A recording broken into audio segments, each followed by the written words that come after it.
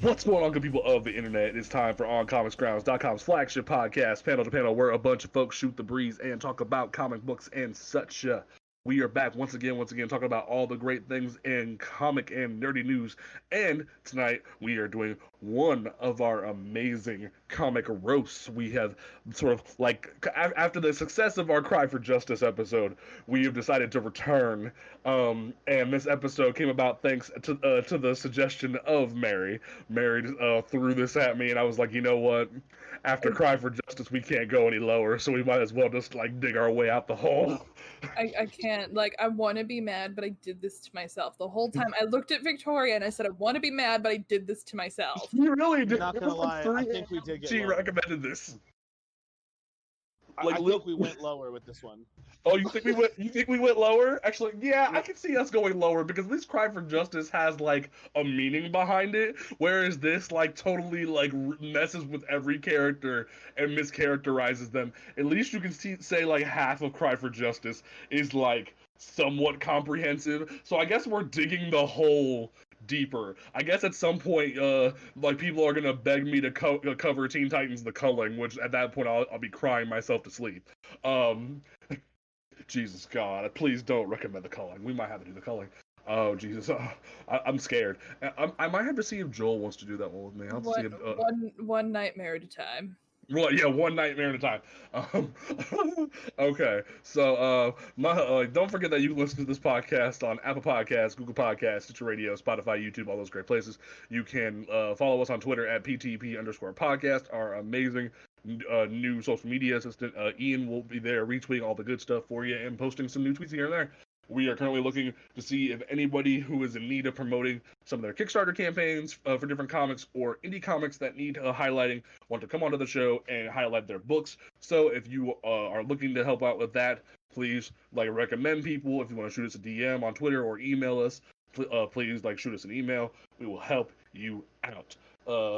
My name is James Portis. I am I'm on my second bottle of Voodoo Ranger. Once again, Voodoo Ranger, if you want to sponsor this podcast, I will not complain. To my left, we have the man who is reading the travesty we will be discussing later on in the show for the first time ever. Mr. Afro Baggins himself, who is not indulging in the drinking with Mary and myself. Travis Tucker, how are you doing today? Oh, I'm doing so good. out of how terrible this whole series has been, this fucking yellow part. Oh God. Oh shit. To my right, we have the woman who has to one-up me on the drink where I'm having my ale. She had to whip out the jacks on me and pour herself a glass of whiskey. And who literally tried to dissect this book in an educated fashion and found out that she couldn't do that. I tried to warn her, but she didn't listen. We have Mary. How are you doing this evening? You know, I don't think I've read this book in at least 10 years. And I tried. I honestly tried. Because I'm like, you know what? I could scream into the void for an hour. Or Mary, you can just buckle. I have 14 and a half pages of handwritten notes. And at one point, I just give up. And just like all capital letters looks like you just rolled out in kindergarten notes. Like, I have 14 and a half pages. At least my Cry for Justice notes were like legible. Mary just kind of went off the rails. Yeah, no, I sent in our Discord chat, I sent them a before and after, and it's just like you can see where my sanity just kind of like gave up halfway through. That's gonna be me with the culling when I cover that. Jesus Christ. Okay, so before we get into the book we are covering this evening, we advertised a little bit on Twitter earlier in the week. We never really officially revealed what we were covering, but enough people guessed from the comic panels that we posted. Before we get into that, we're going to do a little bit of highlighting on a couple things that happened recently. First up, yesterday, Amazon Prime decided to finally release a little bit early. They plan on doing it on Friday, but Thursday night they released the first 3 episodes of The Boys. Season 2, they released the first 3 episodes because their Twitter was having like a battle with the company Vought.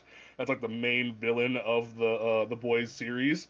Like Vought took over their Twitter, and then like the Boys took it back, and it was kind of corny. So like to get back at Vought, they released the first 3 episodes early. It was kind of funny. I binged all those things at like 3 a.m. Didn't give a fuck. And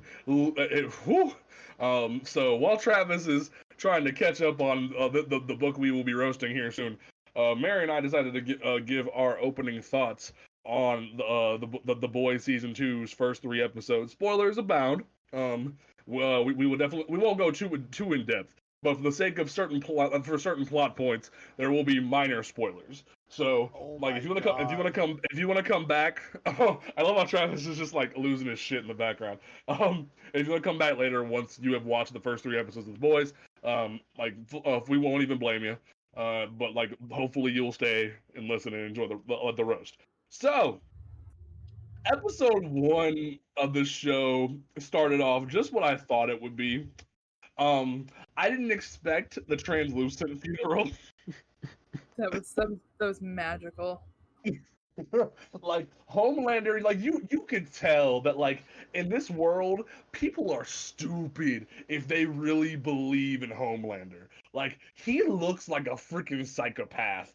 Like I just it bothers me. Homelander is too damn fake. It's like if somebody fused Superman, Captain America, and Ronald McDonald into one being, and I freaking hate it. Like, and then they had Starlight singing, and I loved Mary. I messaged him and I said they really have they have Starlight fucking singing, don't they? Yep, and it was greatness. And like your heart breaks for Starlight because she's having to keep up this act of like she's putting up with Homelander's shit. She doesn't want to like reveal that she's helping Huey. Like she's putting up with it, and she even put on the sexier costume. And it's like, damn, you really are like filtering the Kool-Aid, aren't you? Like, go ahead. She's not. Oh god, I'm choking. She's not helping Huey. She's doing everything for him while he watches goddamn Billy Joel music videos. That whole thing with the Billy Joel music video had me dead. Where it's like he really wants to like win her back, but he keeps like watching this music video as inspiration. Like of all things, why a Billy Joel video, dog? I didn't understand. I mean, I like Billy Joel as much as the next white person, but like, calm down, dude. Mary. Am I wrong? Am I wrong though? You ain't wrong.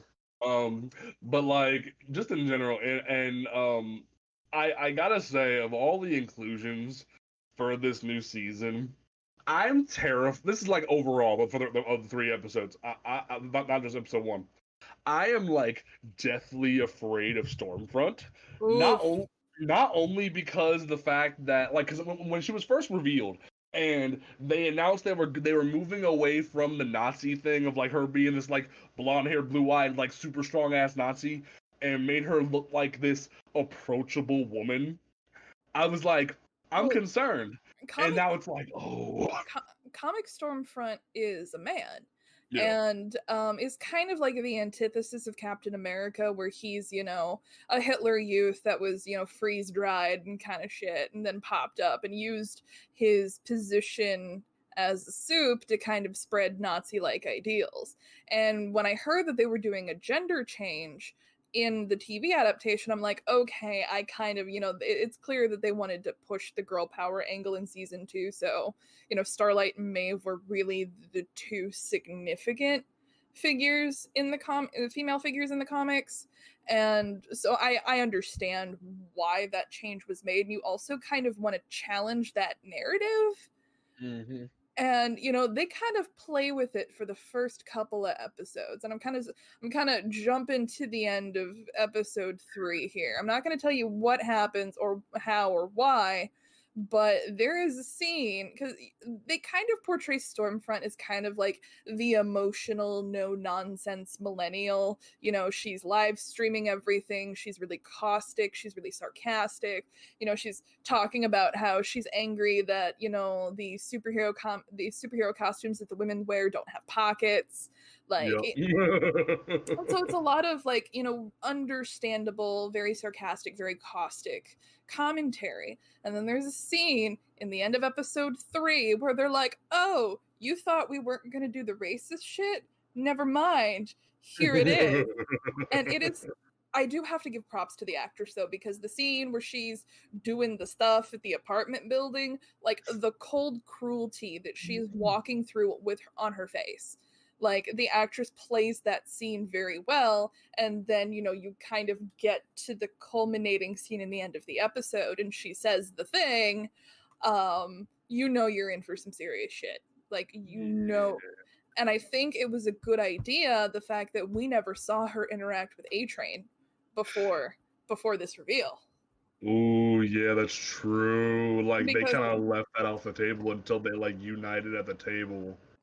because so she never really interacts one-on-one with A-Train. And because we see most of interactions with Starlight, and she makes little comments here and there, because when she first meets Homelander, she's all like, wow, your eyes are really fucking blue up close.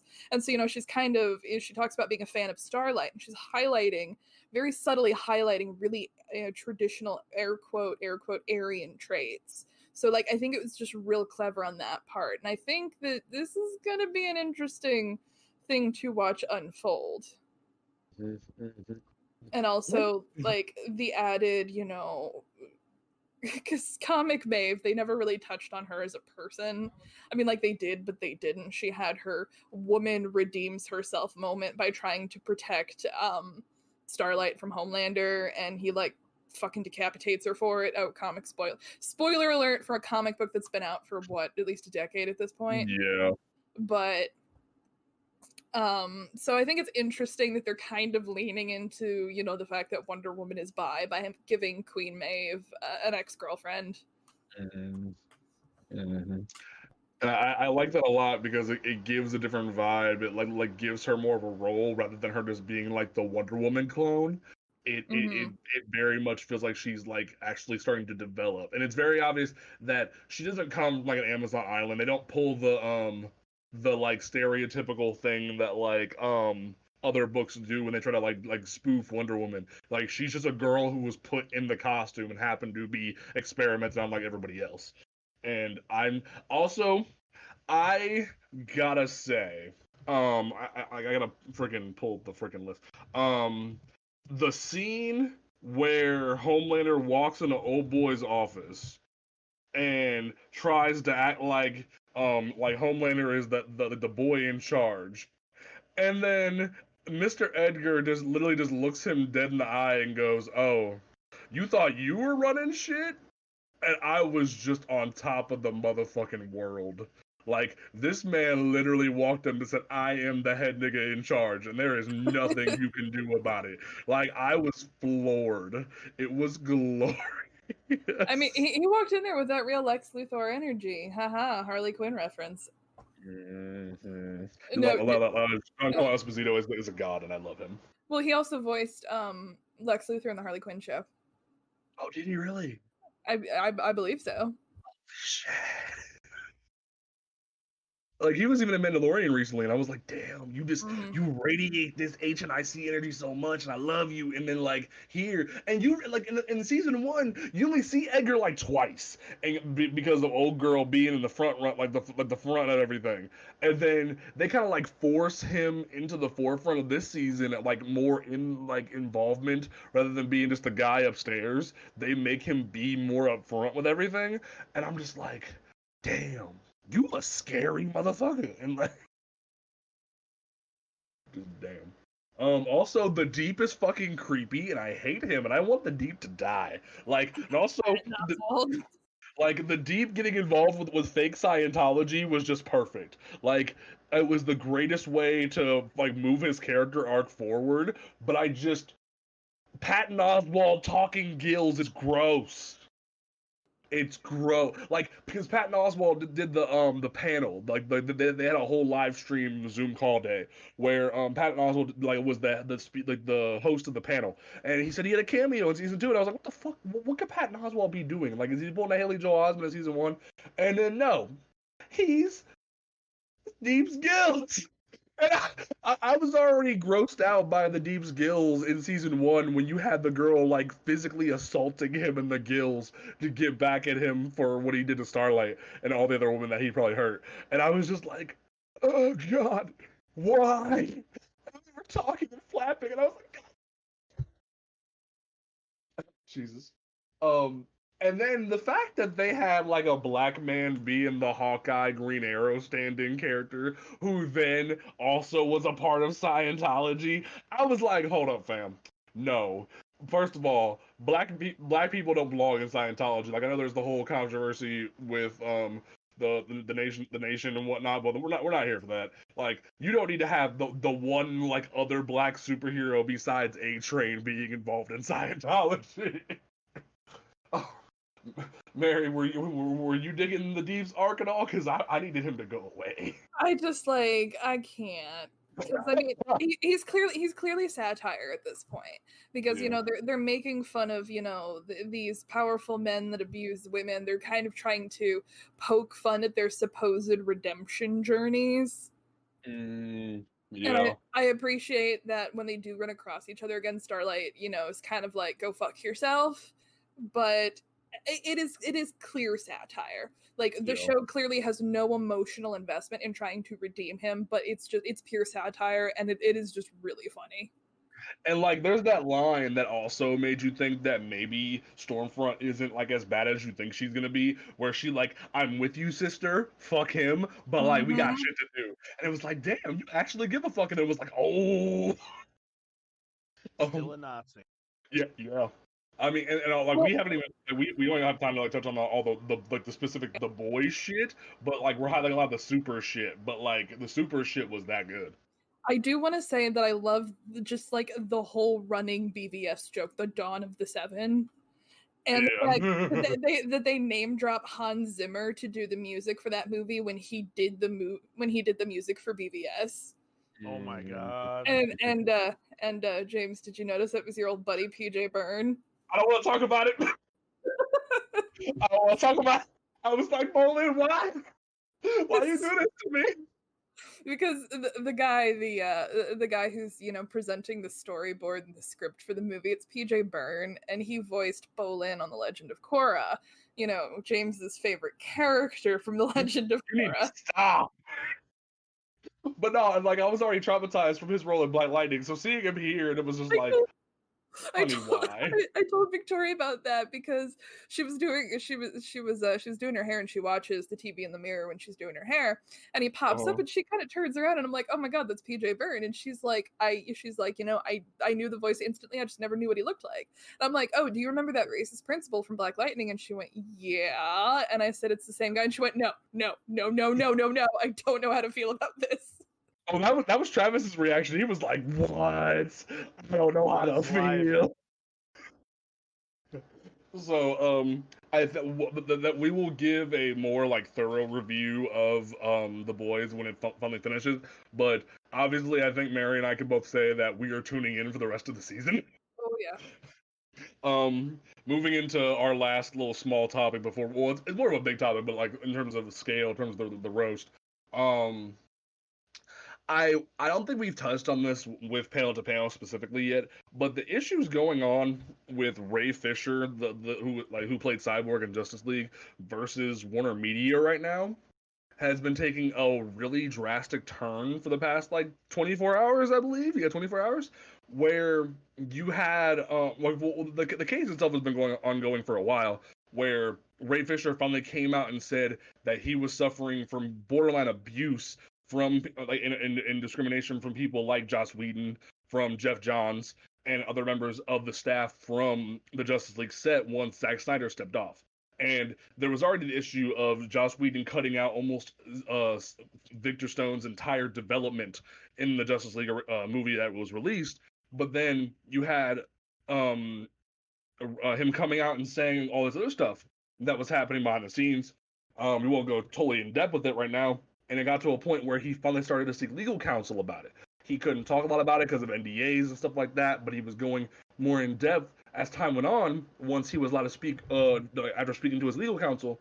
And then last night, Warner Media tried to release a statement in saying that Ray Fisher wasn't cooperating with Warner Media's investigation. To which, literally the next day, when everybody woke up, because they tried to like flash him at the last minute of the day and be like, "Hey, Ray Fisher isn't cooperating, so like, all of this shit is bogus." And then today it was like, "Nah, I have receipts. This is what happened," where they tried to have a secret witness that we didn't know about, and we requested to have our own third-party investigation going on, and they were trying to battle with it, so we need to have other meetings and shit. And when that came out, Warner Media didn't say shit. So the current battle that's been going on, and the reason why this got really amped up the past 24 hours was the fact that he came out and said that Warner Media tried to come at him and say, "Hey, we'll give you Joss Whedon and on a silver platter if you leave Jeff Johns alone." From what Ray Fisher is saying, that's what happened. And from a legal perspective, this is all hearsay. We can't really like be on our toes with this, but I'm very inclined to believe Ray Fisher because he's risking everything on his career right now. This man went from being in theater to being in this movie, and he's risking everything. He has absolutely, I mean, he has very little to gain and absolutely everything to lose. And it looks like I was, scrolling through my feed earlier.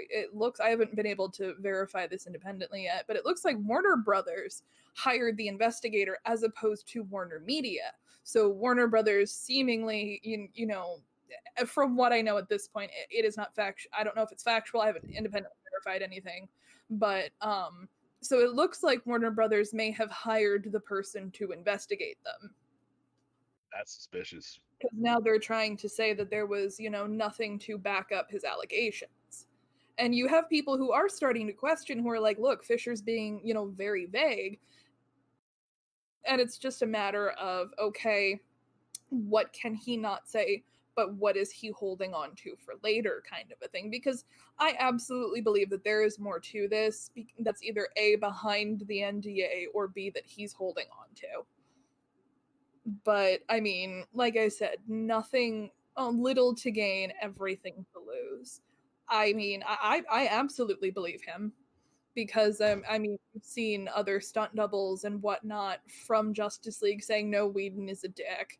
I mean, we've seen stunt doubles that have worked with Whedon as far back as Buffy talking about how much of an asshole this man is on set. So that happened. Yeah. And so I am inclined to believe Fisher, because why are you going to take on a movie studio for clout? Taking on Warner Brothers isn't going to get you a job at Warner Brothers. Like it doesn't make sense as to why he would do this. Hell, he even came forward for the DC Fandom and was a part of the Zack Snyder Cut panel where he got to ask Zack Snyder a question. Like, he didn't just like say, "Hey, fuck everything, I don't even want to be involved in the Snyder Cut shit, like, I'm just gonna sue Warner Brothers for clout and be done." No, he cares about this role. He cares about what was made, and he wants to see it through. He just doesn't like what the fuck happened with him, Johns, and Whedon, and it's like, from what Fisher is saying, it hurts because I've always seen Jeff Johns as this like idol for me. He created one of my favorite runs of Teen Titans. He created a lot of the things that I love about the JSA, but he apparently has done some shady shit. And at this point, I'm about to write him off in the same corner with EVS, because fuck, I don't care anymore. Like, if you're gonna treat human beings like this, I don't got time for it. Is that fair to say? I mean, if Johns is guilty of it, then he needs to go. Like, yes, the man is a talented writer and creator, but that's not going to outweigh, if these allegations are true, that doesn't outweigh it, Mm. and I have enough issues with the whole separating art from the artist thing. But that is a whole other conversation entirely. But Yeah. if Johns is guilty of this, then he needs to go. Yeah. So there will come a time where we like dive further into this. Ray Fisher, obviously, you probably aren't listening to this, but you will always have an invitation to come onto the show and say your piece. Yes. Because you are like everything to me. You embodied my favorite superhero, like from the Teen Titans, from everything that I've ever loved about black superheroes. You embodied. I literally did the Cyborg episode of Blurred Grounds in tribute to you. So like, if you will always have a place here if you want to come speak on what happened. So from there, Travis, are you at a point where you think you can talk about this book? Oh, I'm done. All right. So, Not ready. Mary's crying because she doesn't want to endure this, but we are here. I have my bottle of Voodoo Ranger. Mary has her whiskey, and we are going to charge head first into Frank Miller and Jim Lee's All-Star Batman and Robin: The Boy Wonder. Mm, Suggested, why did I do this to myself? suggested by Mary as our next roast topic. This was your idea. This was Mary's idea. That's the worst part. You know what? I haven't read this book in like 10 years. It'll be fun to revisit it. And I'm reading it. I'm going, oh my God, why? Why did I do this? Originally published in September of 2005, and finally ceased production because for the record, All-Star Batman and Robin the Boy Wonder has never finished. It was supposed to be 12 issues, and it only finished 10. The book ends on a cliffhanger. We never know what happens after that. It just continues to go, and it ceased production in August of 2008. It finished production in 2008, and it was selling more copies than the first issue crossovers of Infinite Crisis and House of M at the time.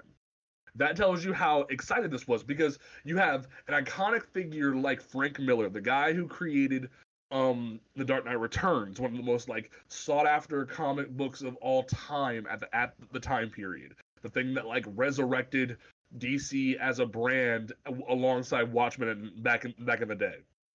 And you have up and comer, creator of Wildstorm, one of the founders of Image, this amazing artist Jim Lee, having just come to DC after a few years ongoing, and was tasked to help illustrate Frank's vision for what Batman and Robin's beginnings would be.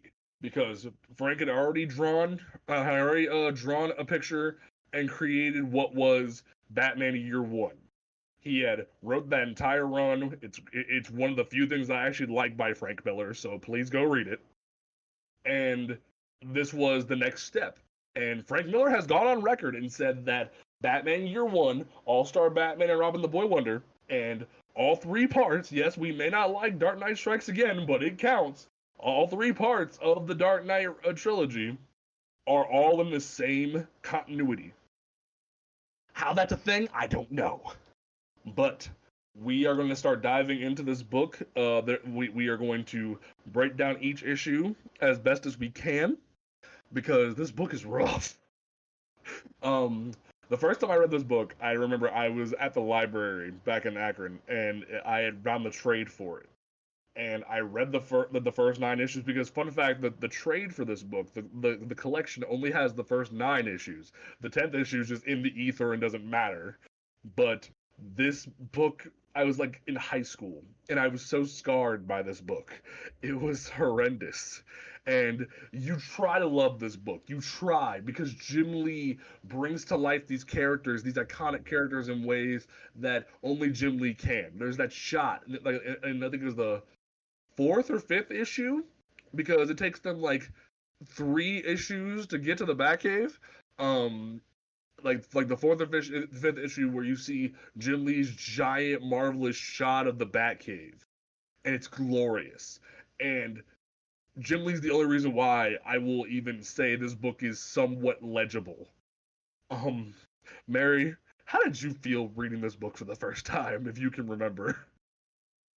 Because let's see, I read it for the first time probably I want to say maybe around 2010. So I was probably just going into college when I read this for the first time. And I had been buying comics when it was coming out, but I was much more focused on other books. And I'm just kind of sitting there. I'm like, oh wow, Jim Lee, it looks fantastic. He really brought his A game to this. And then I started like reading the words, and I'm like, what is happening here? I don't understand. And I'm like, okay, it'll get better. And I just kept reading, and it never got better. And I'm pretty sure I blocked out some of it mentally. So, Because when I sat down and I was reading it again tonight, I'm just kind of like, oh no, just oh no. And it's just, oh god, I tried to look at this story through an objective lens. I'm like, you know what, Mary, you suggested this, you committed, you're gonna give this a fair shake. You were gonna actually read this text and try to find something in it. My sanity broke halfway through, so like my notes for the last like 3 issues or so is just like screaming.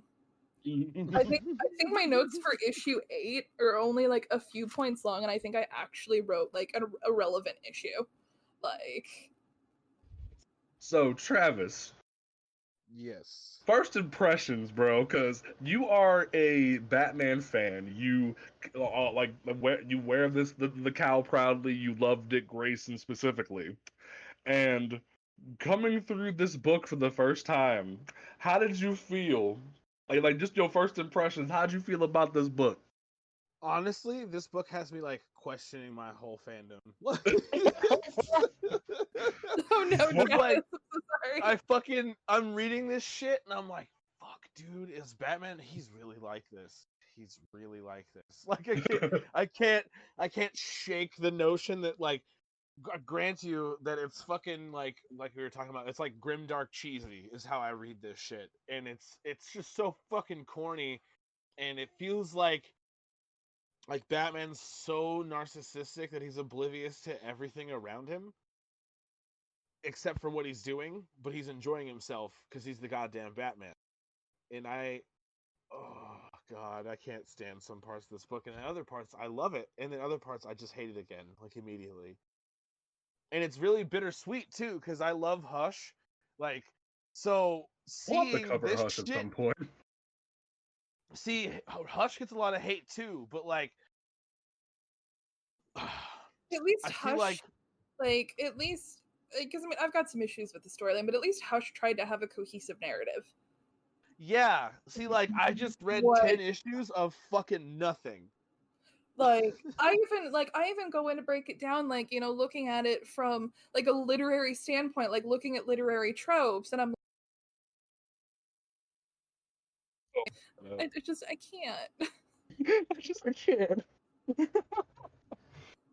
And like I'm even like I don't know, it's just looking into the book's treatment of women, and I'm trying to write the notes to not make it sound like that really dry academic collegiate gendered breakdown, and it's just oh god. See, So, I guess to sum up how it made me feel is like I'm frantically downloading and buying all these free issues of Black Panther, thinking it's not too that's late. another thing we need to talk about. So apparently, before Travis goes on, apparently Marvel and Comixology teamed up and made literally every single issue of Black Panther ever free in honor of Chadwick Boseman. And holy shit, that was over 200 some odd comics to download. Like I woke up Travis earlier by it, and he was like, "Well, hello?" Like every Black Panther comic is free on Comixology. Shit, I'm up.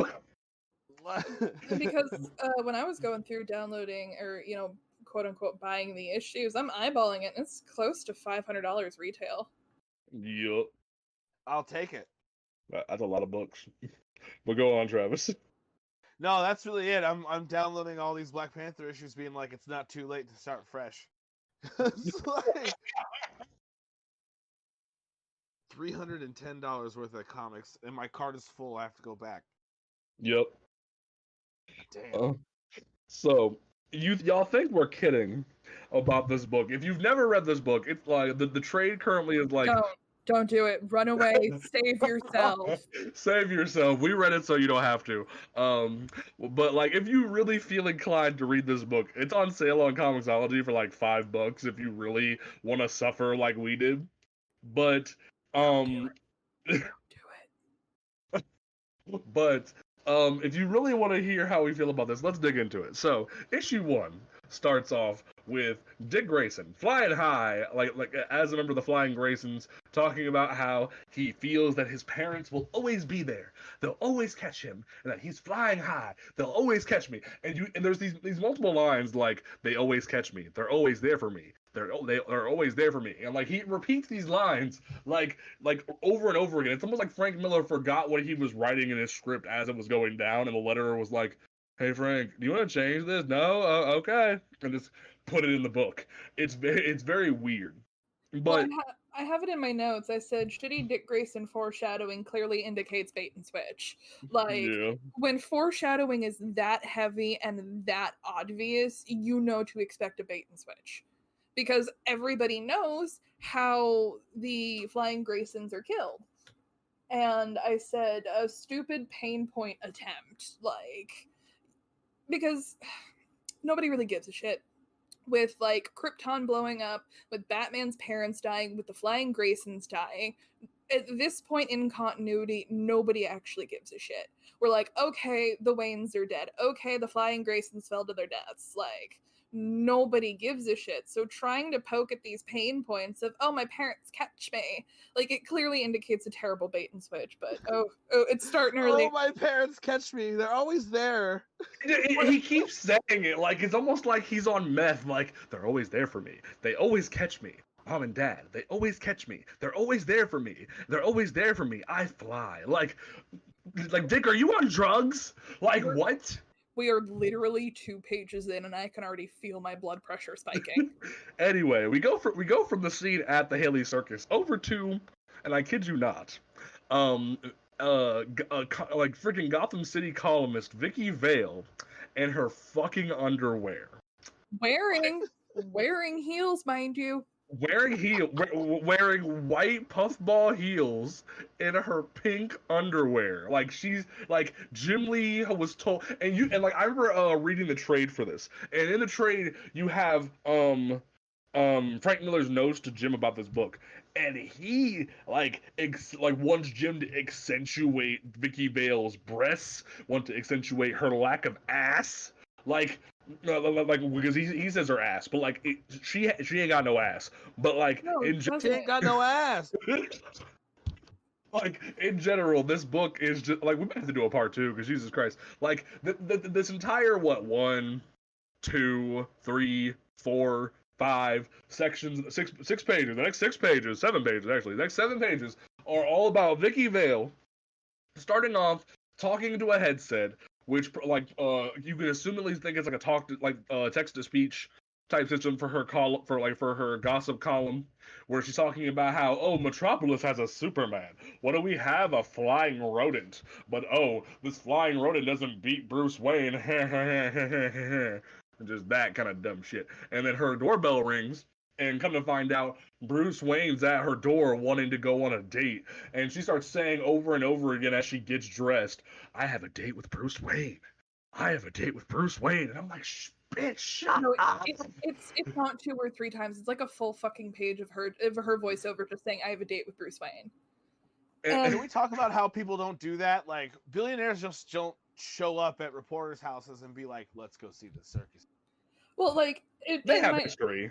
I feel like we're gonna have to talk about each scene, and then it's gonna have to transfer back to me because my notes. Like, I'm not screaming just yet, but I feel like this scene is meant to be, because again, people, I tried, I really did.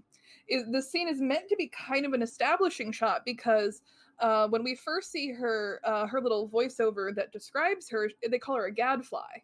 And, you know, a gadfly is, you see it primarily, it's a real bug, but you see it a lot in Greek mythology.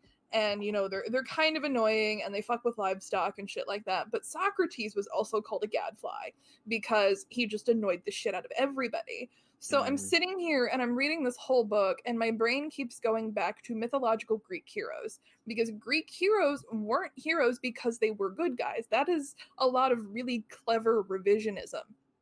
That most Greek heroes are dicks. They are heroes because they are strong.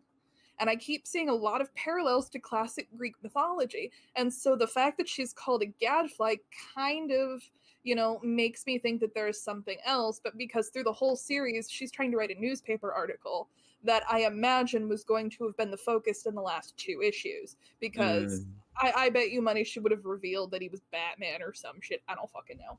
But in another scene, she talks about how stupid Batman is, but she talks about how great that Bruce Wayne is.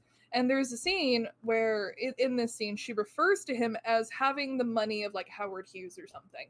And Howard Hughes was a billionaire, but he was also notoriously crazy. The man was insane. Like, Howard Hughes was absolutely insane. So like, there's a really obvious parallel by comparing Bruce Wayne to Howard Hughes, because like, oh, haha, get it? Bruce Wayne and Howard Hughes, they're rich, but guess what? Bruce Wayne's crazy too, but she doesn't know that. Like, it's kind of like a weird edgelord attempt to be smart. And it's just, and at one point, in my notes, I actually do have it that her ass is flat. Because look, I'm a woman, and I do read things, through kind of like a female, like a lady perspective, but I'm also a lesbian. So like, there's that eternal lesbian conflict of you want to respect and support and just be there for other women, but at the same time, holy fuck, women are hot. So like, I mean, so it's kind of a double-edged sword that I want to see, an emotional intelligence with Vicky Vale that she's famous for, but at the same time, if I'm going to be seeing her ass, at least, make it nice, not what the fuck, Jim? Yeah. Honestly. What the fuck, Jim? Oh my god. Okay, so we go from Alfred picking her up for the date, and Bruce wants to take her for the circus. And we then resume Dick Grayson saying, "They're always there for me. They always catch me. I fly." And then at that moment, he begins to fall to his death. But then out of nowhere, this man pulls a grappling hook out of the side of his costume, or like his armpit or something, and like shoots it up to catch himself, and does this like cool little Robin-esque backflip like pose. And Bruce does this thing where Vicky's like, oh my god, and he's like, don't worry, darling, this kid knows what he's doing. And like he catches himself and shit. And he's like, this kid's amazing. He's like, yeah, I've had my eye on him for a while. He's something, all right. I'm like, it's the first. I'm sorry, James. I'm gonna be doing this a lot. I love you. Yeah, that's cool. The first introduction of Bruce's weird predator language, because he sounds like a predator for like the first 4 issues. And I've been watching him for a while. I have an eye for talent. And I Jesus Christ! Literally, in all caps in my notes, I went, Bruce, why? No, bad. Like, bad. Like, and it's just like, it doesn't read well, because then Vicky's like, so why have you had your eye on him? And she looks really suspicious. I've got an eye for talent. And then she's like, I'm having a date with Bruce Wayne, and like totally disregards all this creepy shit. I actually just dissociates it away. I actually wrote, Vicky, I'm gonna fuck tonight, Vale. Oh my god. So Travis, you are the Dick Grayson aficionado of the Panel to Panel cast. Is that fair to say? So, yeah. we like from your memory before reading this book, how do the Flying Graysons usually die? They fall. They fall from the trapeze. Like, that's common mythos by now. Oh, in this book, they are posing like, ladies and gentlemen, the Flying Graysons, and somebody just flat out shoots them point blank in the motherfucking dome. And like, the fact that they have to get off 2 shots to kill them both and leave them dead on the ground in this pose, like almost in perfect mimicry of how Bruce's parents died. But dead out, someone's gonna see who shot these people in the crowd, whether it be a pistol, a rifle, whatever. Someone had to have seen where this motherfucker shot from. Bruce Wayne claims to be the greatest detective ever. Probably would have seen where this dude went, but everyone's like running in fear, and this dude's running away with his pistol, like, man, I shot him, me. And he gets caught by Batman. And it's like, oh shit. But then out of nowhere, as a police officer straightly just strikes the shit out of Vicky Vale, you're like, what the fuck? And then like Vicky defends herself and then gets in the car. Alfred's like, what the fuck happened? And these cops like kidnap Dick, and you're like, what the hell's going on? And I guess Bruce had his sonics. He's like, so I set up my sonics, bats like sonics. And Travis, you and I both grew up on the Boondocks. You know what my first thought was the minute I read that line? I sent that bitch a smiley face. Bitches love smiley face. See, I just read it as super fucking corny. I set up my Sonics. Bats love my Sonics. Nah, man, I read that as Charlie Murphy got arrested, so that's how I always read that shit. I can't even say it without implying that anymore. You've ruined me. And then like all these bats just attack these corrupt cops who are gonna kill Dick. Like, it's like, what the fuck is going on? And it almost like mimics that scene from Lovecraft Country. Well, I mean, the whole point of the scene is to mimic the stupid scene in Batman Year One, where he just summons a cacophony of bats. Mm-hmm. And something I want to point out, again, more screaming from Mary's notes here. The book early on establishes like an ACAB narrative that Gotham is corrupt and all cops are bastards, but not for any actual socio-political reason. Mm-hmm. All cops are bastards because he hit Vicky Vale. And because I wrote the dialogue down, and he says, "Go back to your newspaper, sex pot." And I'm like, seriously? Like, who talks like that? Who talks like that? And because you see the cops, just you don't really see what they do, and then you have one grab Vicky Vale's wrist for no reason. Like, what is she supposed to be like? What is she doing? What is the motive for this? And then she's all like, "Boo, Gotham's finest, you guys are bastards." And she says, yeah, I've seen what you cops do with your hands. What girl in Gotham hasn't? And who knows what you do to little boys? And he says, got a mouth on you, don't you, babe? And then he smashes her across the face. And so that establishes the all cops are bastards narrative that we keep revisiting throughout the book.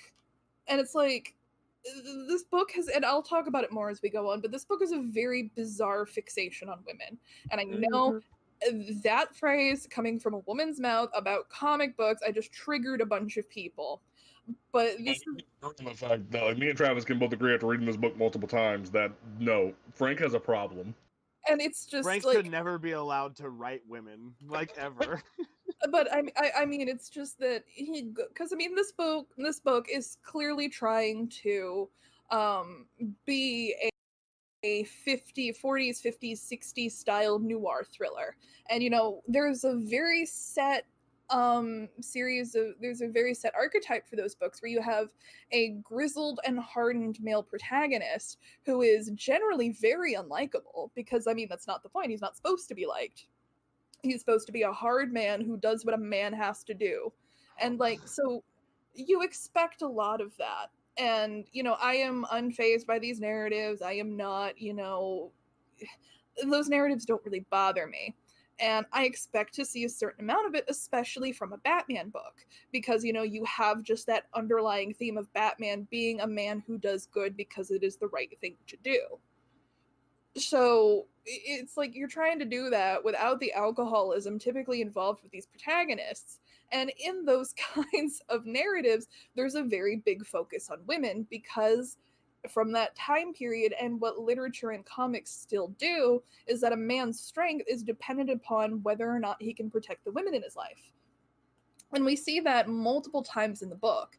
But what we see is a weird deviation of how women respond to that narrative, and we'll get into it probably around issue 5 is when it really starts to pop up. But it kind of establishes that Gotham is corrupt because the women are unsafe, and that all cops are bastards because the women are unsafe.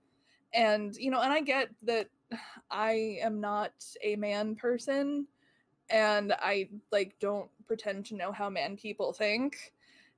So I imagine that, protecting women, especially in the US and other Western countries, that's probably, ground into you guys from birth. I mean, I guess I'm specifically talking It's literally a measure of your manhood. Yeah.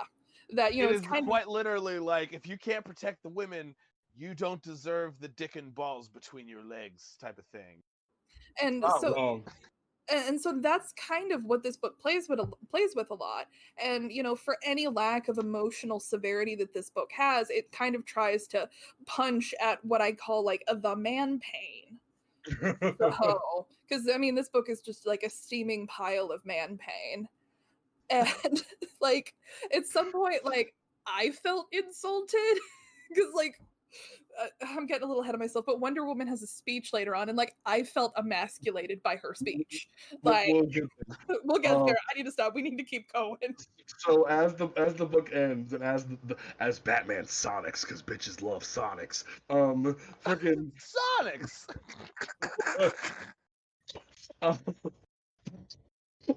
Fucking he pulls Dick up by his shirt and goes, "On your feet, soldier. You've just been drafted into a war." And it's like, oh god, what's happening? Why is this happening? Oh god. War for justice. Oh Jesus. A war for justice. And we move on to issue 2. Issue 2, just amazing Jim Lee artwork. And you have this whole thing where Bruce is trying to sedate Dick, and then you have fucking shirtless Alfred trying to help Vicky as she's all beat up and she's fucked up her collarbone from the encounters with the police. And I'm just astounded. I'm just fucking astounded. And we have the whole thing goes through, and Vicky's trying to be the Batman was here. The Batman, and she's like, dude, settle down. You're bleeding. We need to save you. It's like, no, Batman kidnapped that child. And then she faints in Alfred's arms. And it's like, oh, honey, no. They did that. They did that to her. Pretty much. Not only did Jim Lee parade her butt-ass naked in issue 1, but after she got in a car accident and was dying, it was like, oh my god, Alfred, they took him. And he's like, nope, stop. Come on, you're gonna die. Pretty much, it's just the image is almost like her freaking breasts are gonna fall out of her freaking dress, and it's like, why? I actually wrote Vicky faints like a Victorian lady with hysteria. Oh my god! I said Vicky faints like a Victorian lady with hysteria or consumption. And as go ahead. Because in the opening for the second issue, the voiceover talks about how Gotham is pretty like Edgar Allan Poe's beloved Lenore. And I said the script reads like an edgelord junior in high school would write in English class. Fuck. Then I said Bruce sounds like a predator, damn strong, because he's holding his hand over Dick's mouth and he's trying to gas Dick. And he says, damn strong, not that he's got a prayer of escaping my grip. And I do say credit for buff Alfred, because Alfred is buff and it's actually kind of fun. Yes. Vicky faints like a Victorian lady. So pale and beautiful, it's like she has consumption. Drugs Dick Grayson. Bruce is a predator. Bruce says, a predator. Bruce says, "Sleep tight, my ward." I wrote, "I'm the goddamn Batman" in all capital letters, and I wrote, "What the fuck is this?" That whole scene, like the whole scene where like Dick starts to wake up a little bit, and like Bruce is monologuing about how like, "Oh, you poor boy, you poor little bastard," and then like the whole moment comes up where Dick's starting to wake up and be like, "What the fuck is going on?" He even calls him a Clint Eastwood impersonator with that voice. He's faking it, and Bruce goes, "So sleep tight, punk. Sleep tight, my ward." And I'm like, what? A line in my notes that I'm really proud of. I said, "This feels like stupid." I said, "It feels like this stupid book is wannabe boner fuel." Because like Yeah. I feel like with all of like the fainting sexy women and explosions in cars, like, is this how guys are supposed to react while reading this? I mean, I also wrote a cab because I'm the goddamn Batman. pretty much. He goes in this whole lecture about how cops are terrible, and it gives no other reason other than he's Batman. Well, because like you get that famous and memeable line, because this is where that whole goddamn Batman thing comes from, where like he flat out says, "Are you dense? Are you retarded or something? Or do you do you know who the hell who the hell do you think I am? I'm the goddamn Batman." And I butchered that, but I don't give a fuck. And also, I hate that I had to say that word.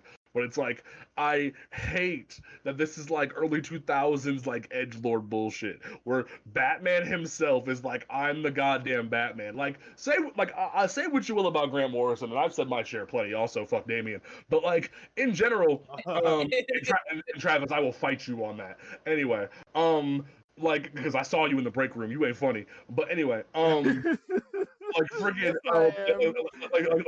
say what you will about Grant Morrison, and I've said plenty. Hashtag fuck Damian.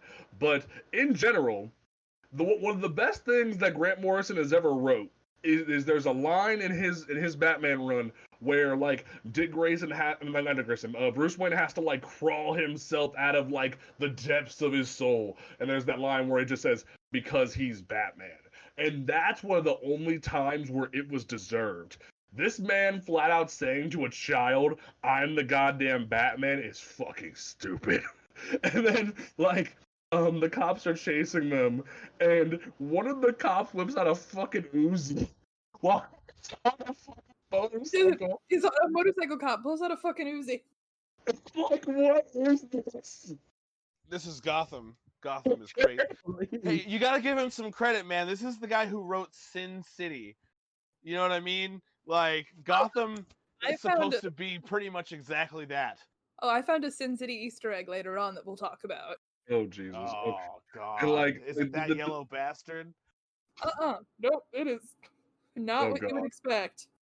And like the chase scene goes on with the cops, and like freaking the Batmobile changes into the fucking car from Men in Black 2, and it's just fucking weird. Like, you don't expect it to. Like, all the missiles and rockets and shit come out, and you're just like, what in the world? And they fly into the atmosphere.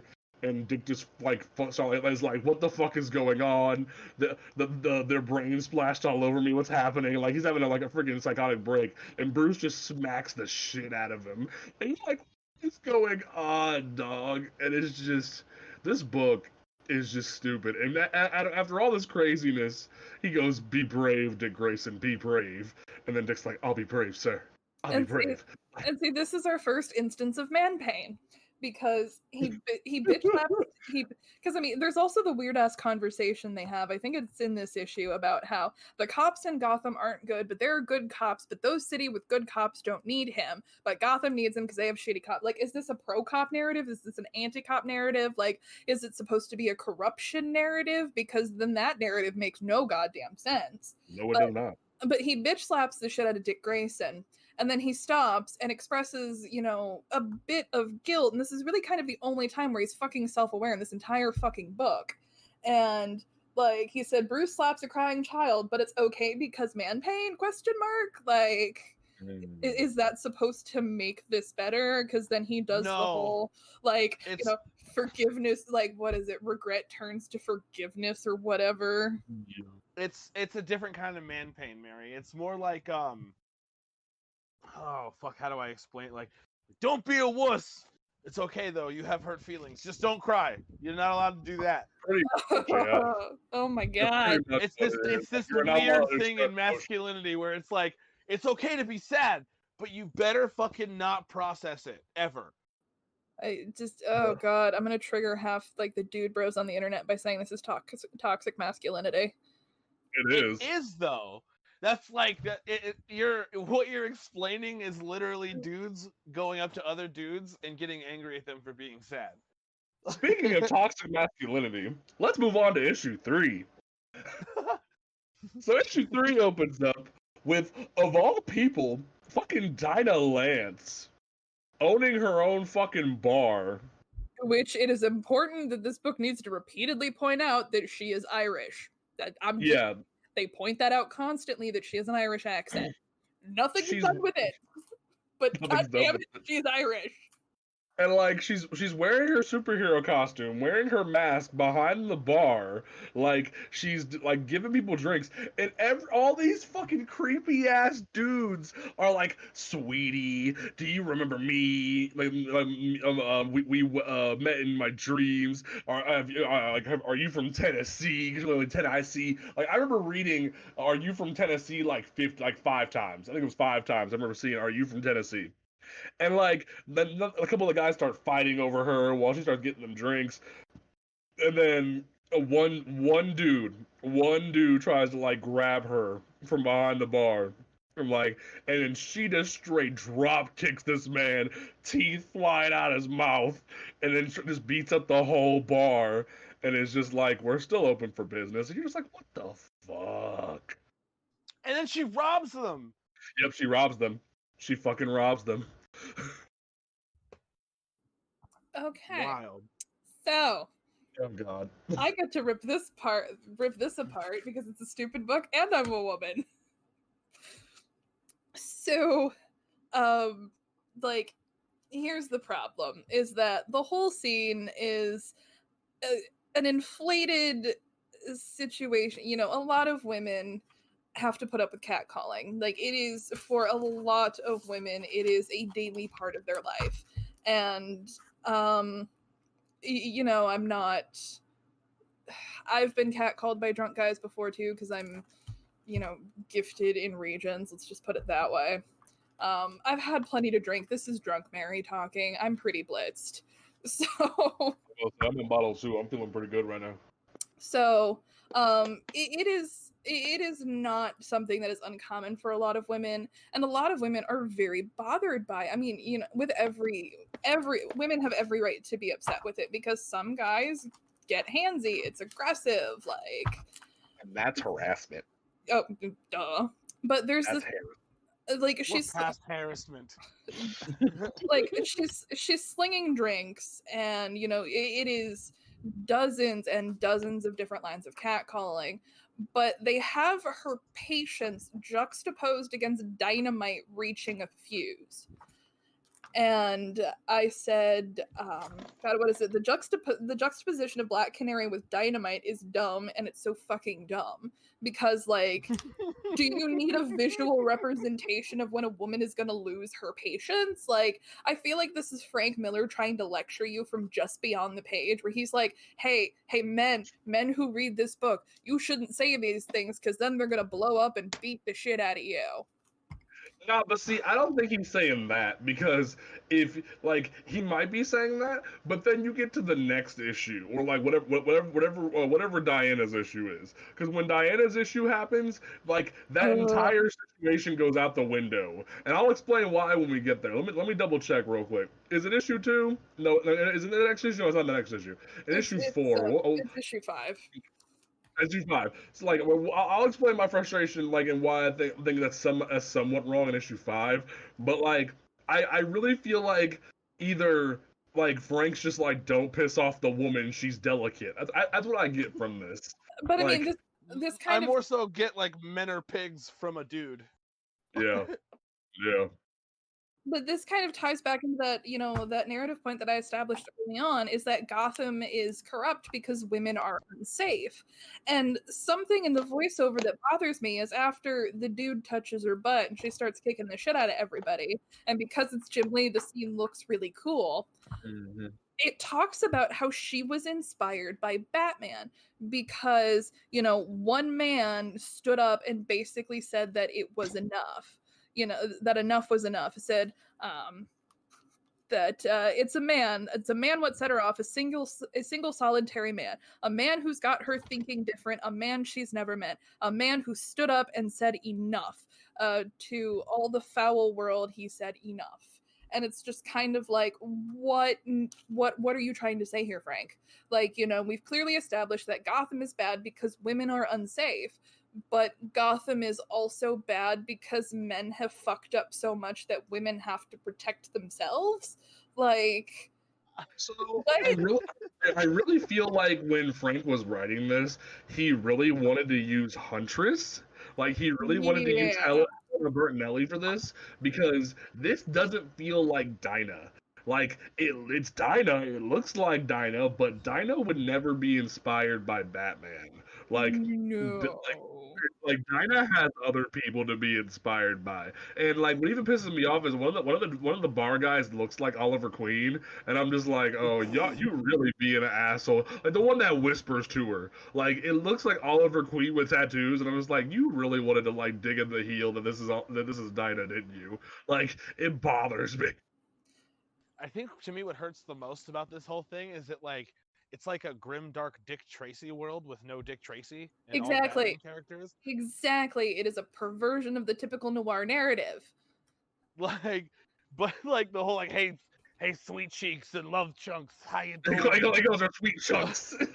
Like the one dude's like, hey, like sweet chunks, the man is insane. And like, what did you just call me? And she just freaking drop kicks him out the window. And you're like, what the fuck? Unfortunately, and also with like what the cop said to Vicky Vale is like, you got a real mouth on you, broad. Like, what the fuck? Like, and this it's is like the honeymooners. The phrase "love chunks" keeps coming up a lot, and because it's something that triggers her. I want to say in like issue 5 or 6. I want to say it's issue 6 that I actually had to stop and look up a definition. I'm like, okay, is this some weird like archaic term from the 40s and 50s? And I found 3 different definitions for the word love chunks. It's not an academically sourced thing. I defined it on Urban fucking Dictionary. And the first definition is that you know what? We're not a PG-13 show, are we? Not at this point. It's basically when a woman throws up from deep throating. Jesus. Wow. The second definition is an attractive person, usually a man, who is aging. So they're either saying, hey, you're pretty but you're old. And the third, and I'm willing to bet it's the third, but it's a slang definition for someone who's very attractive but very heavy. That they're basically saying that she's pretty but she's fat.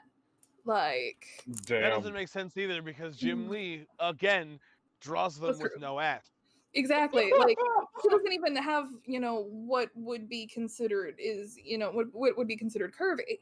Like, I like curvy girls, but this, she's got big boobies, but she's really got nothing else. I really need to lay off the whiskey. There is not a thick woman in sight in this comic. So that love chunk shit don't make sense. No, I'm gonna quit. I'm the gay guy here. I need to quit. I'm just drinking too much. But like just in general, it just okay. So the one time, I'm sorry, I need to jump straight to the end because the first time they have the line of Dick Grayson saying that that is totally queer, and I'm like, I actually wrote, really, Frank, it's 2005. Like, yeah, there's that line where like Batman takes Dick underwater and activates the Aqua Lung, and they take the Batmobile underwater. Which at that point, I'm sorry, but I don't give a fuck how high tech your shit is, Bruce. But you have like open actuators and containers and different like subsections full of rockets and shit. Your shit isn't gonna work when you submerge, dog. Like, And after that scene, we have a little break in Metropolis because Clark Kent is looking on a fucking milk carton of all things, and you see that Dick Grayson's been kidnapped. Oh, that's supposed to be the overarching mystery, is what happened to Dick Grayson. Like, but you get, Vicky Vale in, a few lines of dialogue, and then Clark Kent going, her. And it's the one time the one time in this goddamn book that Jim Lee draws a shapely butt, and it's on Clark fucking Kent. It looks fucking good. Because look at his butt. Both of you pull up the panel, look at his butt. It is the one time there is a shapely butt. I don't have the comic up right now. Hold on. Jim Lee's one of the only people that I can respect drawing a sexy Superman. Like everybody else, I can't deal with it. Like especially New 52 Superman, it was like, damn, Jim, you drawing a sexy Superman there. Like that's where it was at. But like, I just this whole set, and specifically this, where it's like Metropolis, 15 hours ago. First of all, you're telling me that Batman took 15 hours from the time that they left Haley's Circus to the time that they're underwater, driving through Gotham City to get to the Batcave. And they had enough time, 15 hours later, to print Dick Grayson's face on a milk carton because and ship them out and to the public and end up in Clark Kent's fridge. Frank Miller, you're on some crack because that's not possible. Like, See, and, fuck. Like, I know marketing, I know distribution. That's not possible. In 15 hours, you're crazy. Maybe a newspaper. Maybe, because there's a part at the end where Clark burns a newspaper with his heat vision and then decides to pull open his shirt and fly off. But, like, the milk carton, no. I'm sorry, no. And the fact that Lois back Lane... to the point where you said you'll give Jim Lee a... Sorry? Go ahead. Okay, let's go back to the fact that you said you give Jim Lee a pass for drawing nice man, but for a man that's drawn like Zealot for so long, I give no passes for what he did to Vicky Vale. But I feel you though, Travis. but look at Superman's butt. That is shapely. Yeah, it's not fair. And the fact that the newspaper that James talked about that he's reading, the headline is Batnapped, and it was written by Lois goddamn Lane. Like, really, Lois, did you have nothing better to do? Also, like, so we move on. So we move on to issue 4, and issue 4 kicks off with Vicky Vale going into cardiac arrest because of the trauma that she went through dealing with the police bullying her and the cops beating her, and they were also in a car. They were also in a car accident, I think. Oh yeah, there's that too. There was the car accident. We kind of skipped over that, and like she starts to flatline, and then we cut back to like Bruce and Dick underwater, and Bruce is all like, "You don't know anything," and then like they enter the cave. And Bruce is just like you get that motherfucking beautiful shot of Jim Lee's rendition of the Batcave, and it's just magnificent. And then like you feel like a self-insert character because Bruce looks at young Dick Grayson, age 12, and says, "Pretty cool, huh?" Like, in what planet, in what sub-dimension of your brain, Frank Miller, would Bruce Wayne look at a 12-year-old boy who just witnessed his parents dying and say, "Pretty cool, huh?" Like, what? How on earth? I don't understand. Well, he even goes, "What do you say, Julia? Is this cool or what?" Like, what the fuck? Batman is a pedophile. All of this dialogue and his actions, you take Batman out of it, and you take out the fact that Dick Grayson is a pre-established character. No, this reads like a very different comic book. Yeah, right, and he's like a Buffalo Bill type of dude because he's making him eat fucking rats. You're not there yet. Not there yet. In the cave. We're not there yet. Sorry. I mean, and he refers to Superman as a clown in Metropolis because Alfred calls him up and he's like, "Hey, Vicky's dying," and Bruce is like, "Well, that fucking sucks. Get this doctor." And Alfred's like, "Well, she's not gonna last that long." And he says, "Get the clown in Metropolis to go get him." And Superman, the apparently bitch boy that he is, flies off to France to go get this guy. But this book, I can't, like, this issue, I can't tell if it's filler, if it's exposition, because it is so pointless. It is devoid of a central narrative, and it establishes the most ridiculous piece of information in this fucking series, that Bruce is 27. 27.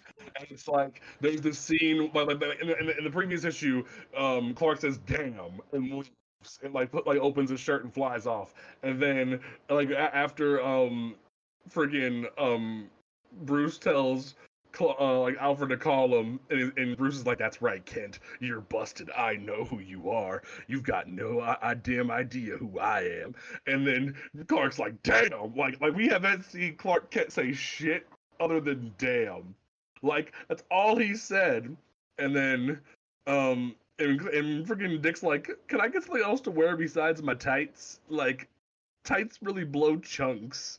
And it's like, dog, don't leave me like this. Bruce is like, "I'll see you later." And Dick's like, "Well, where are you going?" "Work." And then Bruce is like, "Do whatever you want. Like you can use some sleep." And he just leaves him in this cold cave, nothing but a rat, a bat, and a rat. And there's just a rat sitting next to him.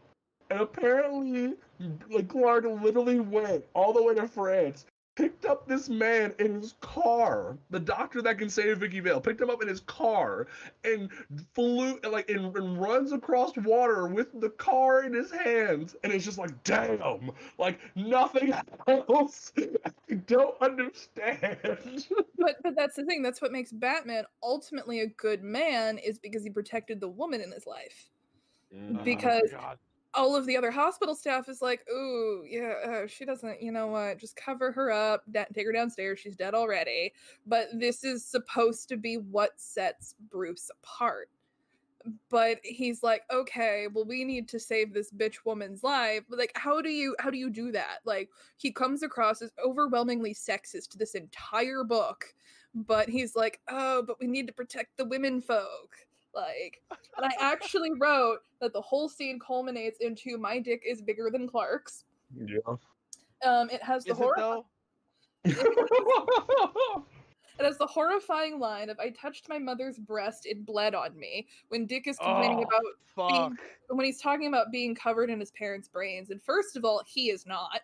Nowhere in the art has it reflected that he is covered in anything, mind you. That isn't a legitimate art critique. And Bruce is talking about, trying to put his hand on his mother's chest to stop the bleeding, but that's when he realizes that she'd been shot in the head and the chest. So that, she was super dead anyway, but what is this script and why was it worded that way? And then I put real Oedipal that was. Oh yeah. So again, we're going back to the Greek tragedy narrative. And I said Alfred feeds kidnapped child because Alfred leaves him a burger and fries. And freaking Dick wakes up.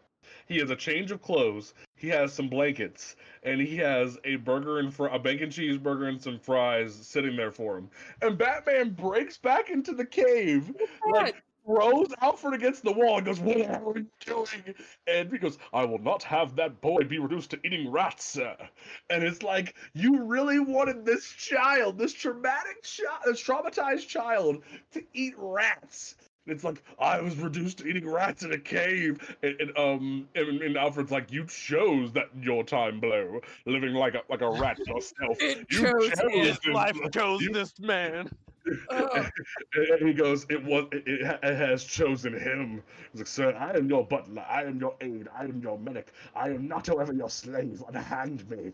I actually wrote, Alfred feeds kidnapped child. Batman gets mad. Alfred puts him in timeout. Issue is pointless. Pretty much, yeah. So, issue 5 starts. I have so much to say about issue 5. I might have to take point on this one. Okay, go ahead. Fine. I'm gonna do the intro. I'm gonna do the intro just so I can get my point across. So the reason why I wanna back up against your narrative that Frank Miller gives a fuck about women, because he has had the biggest hate boner for Wonder Woman ever since Dark Knight Returns. That I refuse to believe that he gives a fuck about women, because the book opens with Diana Prince, Wonder Woman, in Metropolis in a trench coat, literally pushing a man out of the way and saying, "Out of the way, sperm bank." Mary, you can have that one. I'm gonna sit down and drink my bottle for a second. First of all, this man is married. Frank Miller is married. Poor woman. This man has a wife. Oh, hang on. Oh my god. Okay, she divorced him in 2005, so I'm wondering if shit. Frank Miller is taking out some women frustration on this book. Because it looks like they were married from 86 to 2005. Well, shit. Oh wow. But that is That timing though. that is potentially slanderous speculation, so I'm not gonna go there. But no, I have 4 pages of notes just for this issue. Jesus Christ. Because issues 5 and 6 is when we really start to bring the women thing in.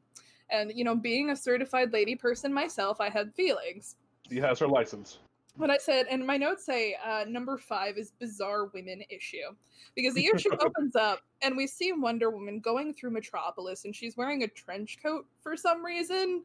Like, it does nothing to conceal the costume. Like, so. Like, she even has like a little like nose piece attached to her tiara. It's like almost like Dark Knight Returns. And it's like, what? No, you're Wonder Woman. Just accept it. And I actually wrote, Wonder Woman, God help me, why, who did this to you? And I said her voiceover is in cursive, so you know she's fancy and a lady. And because, you know, she's pushing through, and her entire voiceover culminates into, because she's in Metropolis, she's not in Gotham, she's in Metropolis, and Metropolis is the golden city of tomorrow, and, you know, all the other shit. She talks about how it smells terrible and how it stinks. How doorways and abandoned, of absolute phone booths, used as urinals, of alcoholic-soaked morning sweat, and the stale cigarette smoke of inky diesel fumes, and sickening sweat as aftershave. Like, so the whole opening voiceover is talking about how Gotham smells really bad and how men are terrible. And she's walking through and some guy's like, marry me, because he's clearly drunk, and she's pushing another dude aside. She says, out of my way, sperm bank, and he says, yes ma'am, whatever you say ma'am. And it's just like, first of all, I hate that line is so funny. Like, out of my way, sperm bank. I hate that line is so funny. It's like, you're not even worth the look at my boot, like, let alone lick it. I'm calling you a sperm bank. That's all you're good for. And it kind of feels, because then she, you know, she's going down into this like bunker or whatever, and only then does she take off her trench coat because it was doing so much to hide her identity before. It was cold out. It was cold out, but she flashes the camera like, oh, everything. And it's just like, you know, her voiceover keeps talking about how men are terrible and evil, and everything in the world that is wrong with everything is because of men. And I said in my notes, I said it clearly tries to appeal, it's clearly trying to show that Miller seems like he's trying to say that women are the morally superior sex. That, you know, this is a woman who is, you know, probably the most powerful woman in the world, both physically, mentally, emotionally. She is, you know, the apex lady person in the DC universe. And so I feel like he's clearly trying to establish women as being morally superior to men, because, you know, we've gotten that with Vicky Vale, and then, you know, we'll see it later on with the way that, you know, we see other women in the book, that almost defending themselves and turning to violence is morally reprehensible for a woman. So this whole narrative doesn't make any fucking sense. And she's super bitchy. And I actually wrote, Wonder Woman is written like a rad femme. And radical feminists. See, Travis, you get me. You get me. And like this whole time, Wonder Woman is written like a rad femme. And radical feminists are like these stereotypical feminists that nobody can stand. I mean, your average, you know, modern feminist, she's an intersectional feminist. But rad femmes are turfy. You know, they hate trans people. You know, men are like abort male children because they're men. That is an actual shit that they have talked about on the gender critical subreddit when it was still around, because Reddit's banned r/gender critical. They've been banning the turfy subreddits, as they should. Is that like hoteps for feminists? Dog, that was the best way you could have phrased that. Turfs are the hoteps of feminists. Yeah. Wow. They don't want that. They think that trans women aren't women. They think that unless you menstruate, you're not a woman. Well, their big thing is that trans women aren't women, that they are interlopers. I don't really like to repeat this shit. Whoa. That, essentially the narrative for TERFs is, I guess, like, trigger warning for transphobia. If this bothers you, skip maybe a minute or two later on. They basically say that trans men are predators invading women's spaces, like all the bathroom bills and shit. The TERFs were all about those. Trans men are misguided sisters. And a TERF stands for a trans exclusionary radical feminist. They try to say they try to say it's a slur, and it sort of is, but they're TERFs, so who gives a shit what they think? Right. TERFs are bastards. But no, Wonder Woman is written like a rad femme this whole fucking time. And, like, her speech about men and why they're so terrible, because in this bunker is Superman, Hal Jordan, and inexplicably Plastic Man. Of all people, Plastic Man. Like, not Martian Manhunter, not Aquaman. Fucking Plastic Man. Like, and I know Plastic Man has his fans, like, and I know Gail Simone crushed her run recently, but why Plastic Man? I don't know, because the only thing that he does this entire scene is just make commentary. And it's just like, Wonder Woman gives such a speech about how terrible men are and how these men are weak and they won't do anything to stop Batman and how he's terrible. You call yourself a Superman, kowtowing to these ants, dropping to your knees before these earthbound, ephemeral humans, turn him over to the authorities, talk some sense into him, take a vote. You make me sick, all of you. Settle down, Diana. You're new to this world. You don't know the rules. Like, what is God. It's like Frank Miller dreams about being tied up Shibari style with the lasso of truth. Oh no, just wait till I get through my notes, because I'll talk about that. Oh Jesus. Her speech is so intense that I felt emasculated. I'm like, wow, I'm not a man anymore. Wait a minute. Like, I felt emasculated. Now, don't get me wrong, William Moulton Marston, the guy who created Wonder Woman, he was into some kinky shit. Like, the whole bound and loving submission thing. Wonder Woman lost her powers when she was chained by a man. No, I actually wrote, because at one point, she takes off her coat, and she says, "Make yourself useful, Lantern. Take my coat." And he pulls up, a coat, because the coat is falling to the ground. And he's like, "Got it." And he's using his ring to create a construct of a coat hanger. Like, and I actually wrote, I said, Wonder Woman is a top, a BDSM top. She pegs. Like she always hate pegs. She always hate pegs. Never love pegs. I'm going to make this man hurt. That's what that feels like. Not even because she and Superman get into a fight, and he punches a wall and like stomps his foot, and like somehow that knocks her over, and she's like, "You bastard!" And like, not even the whole thing was weird. Not even 4 panels later, Hal Jordan has to give her coat back, and then they like start making out. And she's like, I hate you. Men are stupid and terrible. You make me sick. And then they start making out for some reason. And then to me, that felt like Frank Miller being like, sexual assault is how you get her to stop complaining.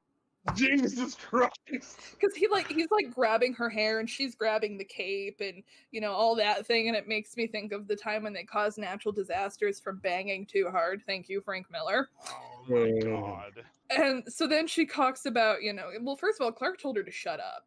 And so then she said it back, and she's like, "You men suck. You can all go straight to hell. I hate you all." And as she leaves, Clark is like, "She's a really nice girl." Like, it's just like, look, it's one thing to simp, but what? And then and from there we begin the saga that is Batman Bruce Wayne laughing hysterically. I actually wrote this is the real Batman who laughs. Yo, no lie. I was thinking the exact same shit. And I'm so sick of him. I'm gonna have to hijack this scene too, because this is where I actually get kind of academic with everything. And I'm really proud of this page, is because first of all, this scene was absolutely pointless. I think Frank Miller just wanted to write Step on Me fantasies with Wonder Woman. But it immediately scene changes to Batman laughing hysterically, and he says, "I love being the goddamn Batman," and he's just running through talking about how being Batman is so cool and this, that, and the other thing. It's a hunter's night. It's a beautiful night. Very cool artwork because Jim Lee. It's just, I feel bad for Jim Lee. And then, he's perched up on a rooftop and he's just, getting a boner from how perfect this night is and how much he loves being Batman. And then a woman screams and he says, "What the hell? Blah, ha, ha, ha, ha." And he's laughing the whole way down. And it's clearly some kind of attempted robbery, sexual assault type thing. And he breaks one because somebody's got a knife and he breaks his arm. The guy's like, "Oh my god, my arm, I can't feel my hand." And he's just whooping the shit out of these people, and he gives them a lecture like it's called a compound fracture. Like it's just like pure. I can't even think of anything so stereotypically like manly man, manly masculine other than this. But he's I had the best way to phrase it. So, what was it? Last week, a dude on Twitter wanted to call me a beta because I was defending trans rights and I was saying that J.K. Rowling was transphobic. This feels like Frank Miller really wanted Batman to call everybody beta males. Like that's what this feels like. The kind of the kind of person that thinks of themselves as an alpha, which to the recommendation, the whole thing of alpha, betas, and omegas comes from furry. No, It comes from furry porn and Omegaverse shit. We're not going there tonight. Talking about the Omegaverse. We're not going into Omegaverse shit tonight, which I read some pretty good ones recently. But anyway, James, we're not going. No, go to timeout. I will be Alfred, and I will put your Batman ass in timeout. We're not going there tonight. But in terms of that, if you really want to compare yourselves to alpha wolves and beta wolves and shit, which that study was unfounded. But I hate this thing in like gatekeeper comics gate culture. They're like, "Oh, you're a beta male. Your dick's not as big as mine." That's what this Batman feels like, where he's like, "You're less than me. Nothing else matters." It's so fucking stupid. I hear that, but while at the same time, Batman is so, I don't know, oblivious to how small his dick has to be in comparison to the cave, the weapons, I'm the goddamn Batman. Like, I almost spit out my Voodoo Ranger. I'm sad. I'm gonna be honest with you. Like, I love Batman and all, but we gotta be honest when we say that suit is so tight that he has to have a micro penis. I got my copy of Batman Damned over there, so he seems fine. Because my comic shop was great, and I sent them an email, and I'm like, "Do you guys still have Batman Damned #1? Can you hold back a copy?" And they're like, "Hang on, I got you." And so I actually have Bat deal. I actually because I thought about selling it, but at the same time, I'm like, no, I kind of want to keep this because I collect controversial issues. So I have everything from Bat Dick to the time Lois Lane turned herself into a black woman to understand racism. Jesus Christ. I remember when fucking Jim Lee went on the Tonight Show and was like, "Oh, it's Bat Dick, yay!" And it's like, oh. But the only thing I can think of to describe this scene for women is that this whole scene where Batman is lecturing these guys and like literally crunching their faces in is that if Wonder Woman went around like just blaring WAP the whole time. Like that is the equivalent of this scene as if Wonder Woman was just blaring WAP the whole time she was fucking somebody up. I can't handle that. I can't handle any part of that. You're welcome for that mental image. Like I can just imagine like Wonder Woman breaking Maxwell Lord's neck, go like with WAP playing. From the top. But during the whole time, Batman is like crunch, and the sound effect literally is crunch. So he's crunching this dude's face in. That the woman who was going to be, let's be honest here, she was going to be assaulted. she's watching this and she gets this really kind of perverse smile on her face. And you just see the crunch, crunch, crunch, crunch, crunch, like the whole panel is just the sound effect. And she gets up and she starts walking over, and she's walking over to the one guy, and he's like, "Hey, I'm really hurt. I need a doctor. It's really starting to hurt. Help me." Because he says, "Help me, mamacita." Because nothing says I need help. Like I need help. I need a doctor, but I'm still gonna sexually harass you while I'm doing it. And so she stomps on his dick with her heel, and she says, "I'm not your mama, bottom feeder. I've got," and she says, "and I've got Batman watching after me." And he's all like, "Good girl, now go home and call a cab and go this way, it's well lit." And she says, "Yes, sir." And he says, "And don't call any ambulances either. These creeps will survive, but I want them to suffer." And okay, that is a very Batman line. And she says, "Yes, sir." And then he flips away and she says, "Thank you, I love you." And I'm trying to that is just that is the power fantasy disguised as noir in this. Is a fake dom confirmed. And because the whole dude beating the shit out of them, the woman getting up and stomping on his dick, and I'm not actually exaggerating, she literally stomps on his dick. Yes. And just, oh my god. And then my notes is, this is when it just kind of takes off, because everything I've described, from Batman talking about in the voiceover how much he loves being Batman, and I said, it's one thing to discuss the moral implications of Bruce enjoying the violence that he engages in, because he's strong and he has a moral code, but endorphins are still endorphins, and not even Batman can control that kind of response. A twisting and perverting of his morals, kind of if Batman begins to enjoy beating the shit out of people, that's kind of like a twisting of his morals, becoming the monster that he doesn't want to be. Tom King, God help me, touched on that a little bit with Bruce having to go to jury duty for beating the shit out of Mr. Freeze. Yeah, and then the comic continues with friggin' Alfred just hitting the bag going, "I really hope Bruce hasn't lost his fucking mind."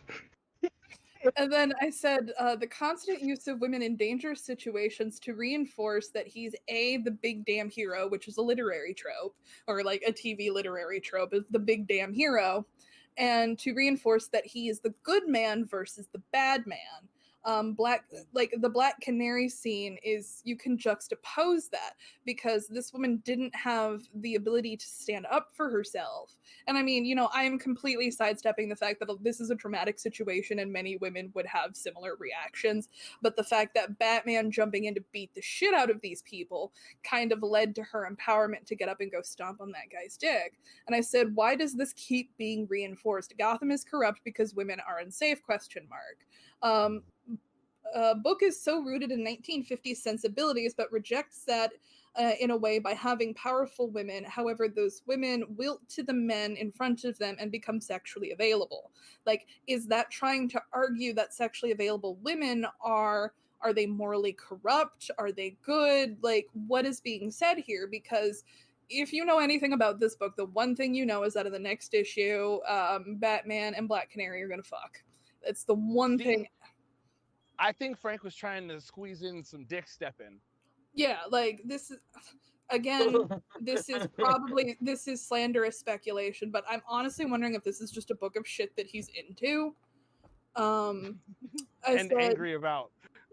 So I said, he gets partial credit for, the powerful women, but he loses points for, I actually wrote for porn fantasy.